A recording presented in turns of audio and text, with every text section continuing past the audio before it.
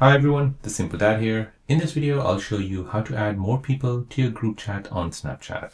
So if you have group chat on Snapchat and you want to add more people to it, then let me show you how to do this. So before you begin, you need to first go to your App Store or your Play Store, search for Snapchat and make sure that's been updated to the latest version.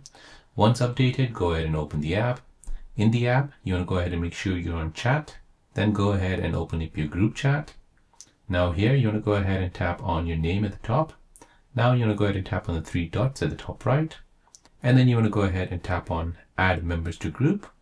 Now from here, you can go ahead and choose the members you want to add to that group. Go ahead and tap on them and then tap done. And once you do this, that member will be added to your group chat. So there you go guys, that is how to add more people to your group chat on Snapchat. If you're new on the channel and you want to find out more about your iPhone, your Android phone, or any other social media apps, then don't forget to subscribe to this channel to become a part of the Simple Dad community. Hit the like button if you find this video useful.